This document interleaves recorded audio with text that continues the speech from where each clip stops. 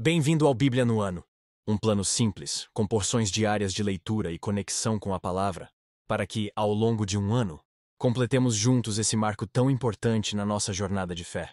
Em Números 9 a 11, Deus guia seu povo pelo deserto e provê o maná. Em Marcos 2, Jesus demonstra seu poder ao perdoar pecados e desafia as tradições religiosas. Que possamos confiar plenamente nele, e que, a cada dia, tomemos nossa porção da palavra e sejamos transformados por ela. Antes de começarmos, gostaria de apresentar uma ferramenta especial, uma planilha online para acompanhar nosso progresso na leitura bíblica. Você só precisa marcar o cheque a cada leitura concluída, e ela atualiza automaticamente a aba Status ao lado. Assim, você pode ver se está em dia, atrasado ou até adiantado no projeto. Para receber seu controle personalizado, basta solicitar no primeiro link da descrição. Não se esqueça de curtir, compartilhar e se inscrever no canal para acompanhar todos os dias dessa jornada. Boa reflexão. Números 9. O Senhor falou com Moisés no deserto do Sinai, no primeiro mês do segundo ano depois que o povo saiu do Egito. Ele disse: os israelitas devem celebrar a Páscoa na ocasião própria. Celebrem-na no tempo determinado, ao pôr do sol do dia 14 deste mês, de acordo com todas as suas leis e ordenanças. Então Moisés ordenou aos israelitas que celebrassem a Páscoa, e eles o fizeram no deserto do Sinai, ao pôr do sol do dia 14 do primeiro mês. Os israelitas fizeram tudo conforme o Senhor tinha ordenado a Moisés. Mas alguns deles não puderam celebrar a Páscoa naquele dia porque se haviam tornado impuros por terem tocado num cadáver. Por isso procuraram Moisés e Arão naquele mesmo dia, e disseram a Moisés: nós nos tornamos impuros por termos tocado num cadáver. Mas por que deveríamos ser impedidos de apresentar a nossa oferta ao Senhor na ocasião própria, como os demais israelitas? Moisés respondeu-lhes: esperem até que eu saiba o que o Senhor ordena a respeito de vocês. Então o Senhor disse a Moisés: diga o seguinte aos israelitas: quando algum de vocês ou dos seus descendentes se tornar impuro por tocar algum cadáver ou estiver distante por motivo de viagem, ainda assim poderá celebrar a Páscoa do Senhor. Deverão celebrá-la no dia 14 do segundo mês, ao pôr do sol. Comerão o cordeiro com pães sem fermento e com ervas amargas. Não deixarão sobrar nada até o amanhecer, e não quebrarão nenhum osso do cordeiro. Quando a celebrarem, obedeçam a todas as leis da Páscoa. Se, porém, um homem estiver puro e não estiver distante por motivo de viagem, e ainda assim não celebrar a Páscoa, ele será eliminado do meio do seu povo, porque não apresentou a oferta do Senhor na ocasião própria. Ele sofrerá as consequências do seu pecado. Um estrangeiro residente entre vocês, que queira celebrar a Páscoa do Senhor, deverá fazê-lo de acordo com as leis e ordenanças da Páscoa. Vocês terão as mesmas leis para o estrangeiro e para o natural da terra. No dia em que foi armado o tabernáculo, a tenda que guarda as tábuas da aliança, a nuvem o cobriu, desde o entardecer até o amanhecer. A nuvem por cima do tabernáculo tinha a aparência de fogo. Era assim que sempre acontecia. De dia, a nuvem o cobria, e de noite tinha a aparência de fogo. Sempre que a nuvem se levantava de cima da tenda, os israelitas partiam. No lugar em que a nuvem descia, ali acampavam. Conforme a ordem do Senhor, os israelitas partiam, e conforme a ordem do Senhor, acampavam. Enquanto a nuvem estivesse por cima do tabernáculo, eles permaneciam acampados. Enquanto a nuvem ficava sobre o tabernáculo por muito tempo, os israelitas cumpriam suas responsabilidades para com o Senhor e não partiam. Às vezes a nuvem ficava sobre o tabernáculo poucos dias. Conforme a ordem do Senhor, eles acampavam, e também conforme a ordem do Senhor, partiam. Outras vezes a nuvem permanecia somente desde o entardecer até o amanhecer. E quando se levantava pela manhã, eles partiam. De dia ou de noite, sempre que a nuvem se levantava, eles partiam. Quer a nuvem ficasse sobre o tabernáculo 2 dias, quer um mês, quer mais tempo, os israelitas permaneciam no acampamento e não partiam. Mas quando ela se levantava, partiam. Conforme a ordem do Senhor acampavam, e conforme a ordem do Senhor partiam. Nesse meio tempo, cumpriam suas responsabilidades para com o Senhor, de acordo com as suas ordens, anunciadas por Moisés. Números 10. O Senhor disse a Moisés: faça 2 cornetas de prata batida, a fim de usá-las para reunir a comunidade e para dar aos acampamentos o sinal para partirem. Quando as 2 cornetas tocarem, a comunidade inteira se reunirá diante de você, à entrada da tenda do encontro. Se apenas uma tocar, os líderes, chefes dos clãs de Israel, se reunirão diante de você. Quando a corneta der um toque de alerta, as tribos acampadas a leste deverão partir. Ao som do segundo toque, os acampamentos do lado sul partirão. O toque de alerta será o sinal para partir. Para reunir a assembleia, faça soar as cornetas, mas não com o mesmo toque. Os filhos de Arão, os sacerdotes, tocarão as cornetas. Este é um decreto perpétuo para vocês e para as suas gerações. Quando em sua terra vocês entrarem em guerra contra um adversário que os esteja oprimindo, toquem as cornetas. E o Senhor, o Deus de vocês, se lembrará de vocês e os libertará dos seus inimigos. Também em seus dias festivos, nas festas fixas e no primeiro dia de cada mês, vocês deverão tocar as cornetas, por ocasião dos seus holocaustos e das suas ofertas de comunhão, e elas serão um memorial em favor de vocês perante o seu Deus. Eu sou o Senhor, o Deus de vocês. No 20º dia do segundo mês do segundo ano, a nuvem se levantou de cima do tabernáculo que guarda as tábuas da aliança.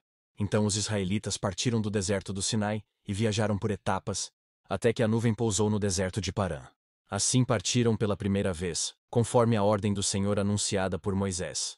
Os exércitos do acampamento de Judá partiram primeiro, junto à sua bandeira. Naasson, filho de Aminadab, estava no comando. Natanael, filho de Zuar, comandava os exércitos da tribo de Issacar, e Eliabe, filho de Elon, chefiava os exércitos da tribo de Zebulon. Quando o tabernáculo era desmontado, os gersonitas e os meraritas o carregavam e partiam. Os exércitos do acampamento de Ruben partiram em seguida, junto à sua bandeira. Elisur, filho de Sedeur, estava no comando. Selumiel, filho de Zurizadai, comandava os exércitos da tribo de Simeão. E Eliasaf, filho de Deuel, chefiava os exércitos da tribo de Gade. Então os coatitas partiam carregando as coisas sagradas. Antes que eles chegassem, o tabernáculo já deveria estar armado. Os exércitos do acampamento de Efraim partiram em seguida, junto à sua bandeira. Elisama, filho de Amiúde, estava no comando.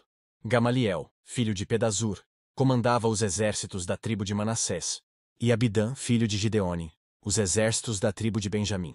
Finalmente partiram os exércitos do acampamento de Dan, junto à sua bandeira, como retaguarda para todos os acampamentos. Aizer, filho de Amizadai, estava no comando. Pagiel, filho de Ocrã, comandava os exércitos da tribo de Aser. E Aira, filho de Enã, a divisão da tribo de Naphtali. Essa era a ordem que os exércitos israelitas seguiam quando se punham em marcha. Então Moisés disse a Obabe, filho do midianita Reuel, sogro de Moisés: estamos partindo para o lugar sobre o qual o Senhor disse: eu o darei a vocês. Venha conosco e lhe trataremos bem, pois o Senhor prometeu boas coisas para Israel. Ele respondeu: não, não irei. Voltarei para a minha terra e para o meu povo. Moisés, porém, disse: por favor, não nos deixe. Você sabe onde devemos acampar no deserto e pode ser o nosso guia. Se vier conosco, partilharemos com você todas as coisas boas que o Senhor nos der. Então eles partiram do monte do Senhor e viajaram 3 dias. A arca da aliança do Senhor foi à frente deles durante aqueles 3 dias, para encontrar um lugar para descansarem. A nuvem do Senhor estava sobre eles de dia, sempre que partiam de um acampamento. Sempre que a arca partia, Moisés dizia: levanta-te, ó Senhor. Sejam espalhados os teus inimigos e fujam de diante de ti os teus adversários. Sempre que a arca parava, ele dizia: volta, ó Senhor, para os incontáveis milhares de Israel. Número 11. Aconteceu que o povo começou a queixar-se das suas dificuldades aos ouvidos do Senhor. Quando ele os ouviu, a sua ira acendeu-se e fogo da parte do Senhor queimou entre eles e consumiu algumas extremidades do acampamento.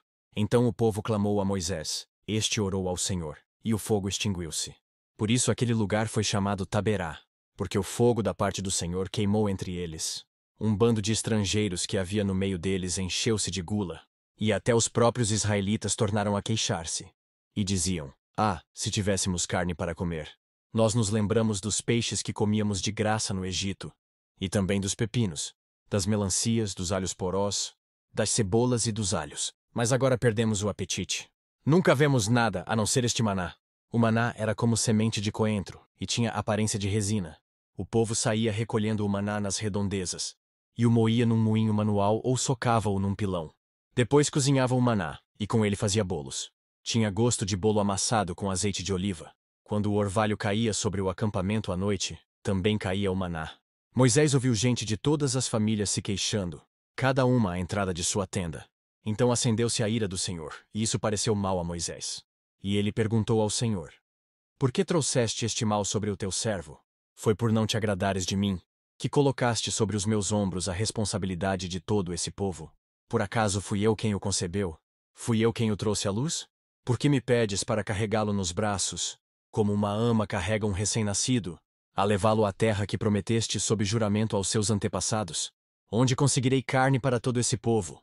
Eles ficam se queixando contra mim, dizendo: dê-nos carne para comer. Não posso levar todo esse povo sozinho. Essa responsabilidade é grande demais para mim. Se é assim que vais me tratar, mata-me agora mesmo. Se te agradas de mim, não me deixes ver a minha própria ruína. E o Senhor disse a Moisés: reúna 70 autoridades de Israel, que você sabe que são líderes e supervisores entre o povo. Leve-os à tenda do encontro para que estejam ali com você. Eu descerei e falarei com você. E tirarei do espírito que está sobre você, e o porei sobre eles. Eles o ajudarão na árdua responsabilidade de conduzir o povo, de modo que você não tenha que assumir tudo sozinho. Diga ao povo: consagrem-se para amanhã, pois vocês comerão carne. O Senhor os ouviu quando se queixaram a ele, dizendo: ah, se tivéssemos carne para comer, estávamos melhor no Egito. Agora o Senhor lhes dará carne, e vocês a comerão. Vocês não comerão carne apenas um dia, ou 2, ou 5, ou 10 ou 20, mas um mês inteiro, até que lhes saia carne pelo nariz e vocês tenham nojo dela, porque rejeitaram o Senhor, que está no meio de vocês, e se queixaram a ele, dizendo: por que saímos do Egito? Disse, porém, Moisés: aqui estou eu no meio de 600.000 homens de pé. E dizes: darei a eles carne para comerem durante um mês inteiro. Será que haveria o suficiente para eles se todos os rebanhos fossem abatidos? Será que haveria o suficiente para eles se todos os peixes do mar fossem apanhados? O Senhor respondeu a Moisés: estará limitado o poder do Senhor? Agora você verá se a minha palavra se cumprirá ou não. Então Moisés saiu e contou ao povo o que o Senhor tinha dito. Reuniu 70 autoridades dentre eles e os dispôs ao redor da tenda. O Senhor desceu na nuvem e lhe falou, e tirou do espírito que estava sobre ele, e o pôs sobre as 70 autoridades. Quando o espírito veio sobre eles, profetizaram, mas depois nunca mais tornaram a fazê-lo. Entretanto, 2 homens, chamados Eldade e Medade, tinham ficado no acampamento. Ambos estavam na lista das autoridades, mas não tinham ido para a tenda. O espírito também veio sobre eles, e profetizaram no acampamento. Então, certo jovem correu e contou a Moisés: Eldade e Medade estão profetizando no acampamento. Josué, filho de Num, que desde jovem era auxiliar de Moisés, interferiu e disse: Moisés, meu senhor, proíba-os. Mas Moisés respondeu: você está com ciúmes por mim? Quem dera todo o povo do Senhor fosse profeta, e que o Senhor pusesse o seu espírito sobre eles. Então Moisés e as autoridades de Israel voltaram para o acampamento. Depois disso, veio um vento da parte do Senhor, que trouxe codornizes do mar e as fez cair por todo o acampamento, a uma altura de 90 centímetros, espalhando-as em todas as direções até num raio de uma caminhada de um dia. Durante todo aquele dia e aquela noite e durante todo o dia seguinte, o povo saiu e recolheu codornizes. Ninguém recolheu menos de 10 barris. Então eles as estenderam para secar ao redor de todo o acampamento. Mas enquanto a carne ainda estava entre os seus dentes e antes que a ingerissem, a ira do Senhor acendeu-se contra o povo, e ele o feriu com uma praga terrível. Por isso o lugar foi chamado Quibrote Hatavá, porque ali foram enterrados os que tinham sido dominados pela gula. De Quibrote Hatavá, o povo partiu para Hazerote, e lá ficou. Marcos 2. Poucos dias depois, tendo Jesus entrado novamente em Cafarnaum, o povo ouviu falar que ele estava em casa. Então muita gente se reuniu ali, de forma que não havia lugar nem junto à porta. E ele lhes pregava a palavra. Vieram alguns homens, trazendo-lhe um paralítico, carregado por 4 deles. Não podendo levá-lo até Jesus, por causa da multidão, removeram parte da cobertura do lugar onde Jesus estava e, através de uma abertura no teto, baixaram a maca em que estava deitado o paralítico. Vendo a fé que eles tinham, Jesus disse ao paralítico: Filho, os seus pecados estão perdoados. Estavam sentados ali alguns mestres da lei, raciocinando em seu íntimo: por que esse homem fala assim? Está blasfemando. Quem pode perdoar pecados, a não ser somente Deus? Jesus percebeu logo em seu espírito que era isso que eles estavam pensando, e lhes disse: por que vocês estão remoendo essas coisas em seus corações? Que é mais fácil dizer ao paralítico: os seus pecados estão perdoados. Ou, levante-se, pegue a sua maca e ande. Mas para que vocês saibam que o Filho do Homem tem na terra autoridade para perdoar pecados, disse ao paralítico. Eu lhe digo, levante-se, pegue a sua maca e vá para casa. Ele se levantou, pegou a maca e saiu à vista de todos. Estes ficaram atônitos e glorificaram a Deus, dizendo: nunca vimos nada igual. Jesus saiu outra vez para a beira-mar. Uma grande multidão aproximou-se. e ele começou a ensiná-los. Passando por ali, viu Levi, filho de Alfeu, sentado na coletoria e disse-lhe: Siga-me. Levi levantou-se e o seguiu. Durante uma refeição na casa de Levi, muitos publicanos e pecadores estavam comendo com Jesus e seus discípulos, pois havia muitos que o seguiam. Quando os mestres da lei, que eram fariseus, o viram comendo com pecadores e publicanos, perguntaram aos discípulos de Jesus: Por que ele come com publicanos e pecadores? Ouvindo isso, Jesus lhes disse: Não são os que têm saúde que precisam de médico, mas sim os doentes. Eu não vim para chamar justos, mas pecadores. Os discípulos de João e os fariseus estavam jejuando. Algumas pessoas vieram a Jesus e lhe perguntaram: Por que os discípulos de João e os dos fariseus jejuam, mas os teus não? Jesus respondeu: Como podem os convidados do noivo jejuar enquanto este está com eles? Não podem, enquanto o tem consigo. Mas virão dias quando o noivo lhes será tirado, e nesse tempo jejuarão. Ninguém põe remendo de pano novo em roupa velha, pois o remendo forçará a roupa, tornando pior o rasgo. E ninguém põe vinho novo em vasilhas de couro velhas. Se o fizer, o vinho rebentará as vasilhas, e tanto o vinho quanto as vasilhas se estragarão. Pelo contrário, põe-se vinho novo em vasilhas de couro novas. Certo sábado, Jesus estava passando pelas lavouras de cereal. Enquanto caminhavam, seus discípulos começaram a colher espigas. Os fariseus lhe perguntaram: Olha, por que eles estão fazendo o que não é permitido no sábado? Ele respondeu: Vocês nunca leram o que fez Davi, quando ele e seus companheiros estavam necessitados e com fome? Nos dias de Abiatar, o sumo sacerdote, ele entrou na casa de Deus e comeu os pães da presença, que apenas aos sacerdotes era permitido comer, e os deu também aos seus companheiros. E então lhes disse: O sábado foi feito por causa do homem, e não o homem por causa do sábado.